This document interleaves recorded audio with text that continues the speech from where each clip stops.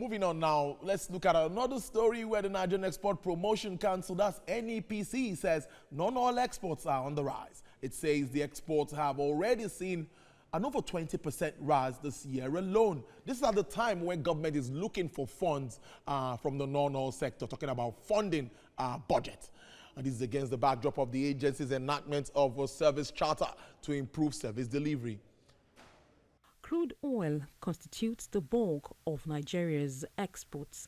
It accounted for over 84% of the country's total exports in the fourth quarter of 2018. This was valued at 4.2 billion naira. Several initiatives exist in Nigeria for pushing up non-oil output, so overdependence on crude oil will be cut down and more jobs created. The country's export promoters remain positive these efforts are yielding results. We set a target of, I think, was 20% increase, and I think we got about 26% increase. We need to really transform the whole economy, and that we're no longer depending on oil. And that's why our major policy is zero oil. The Service Compact for All Nigerians, SEVICOM, is an initiative of government for better public service delivery.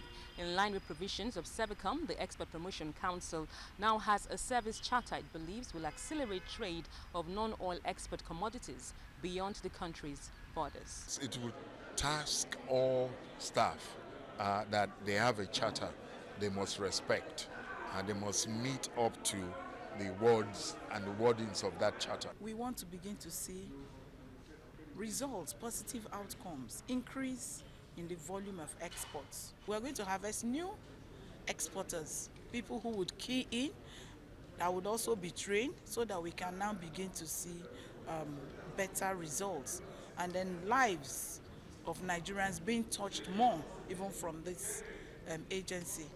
This local manufacturer in the apiculture business looks forward to exporting his commodity outside the country's shores.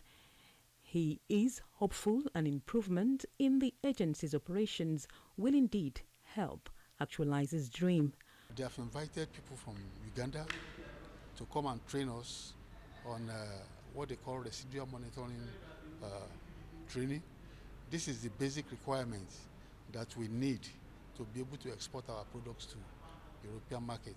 The existence of a service charter at the Export Promotion Council empowers the public with the knowledge of service standards expected from the agency. It as well keeps them informed on how to demand for such services and speak up where it is deficient or lacking. Lara Folayo, TVC News, Abuja.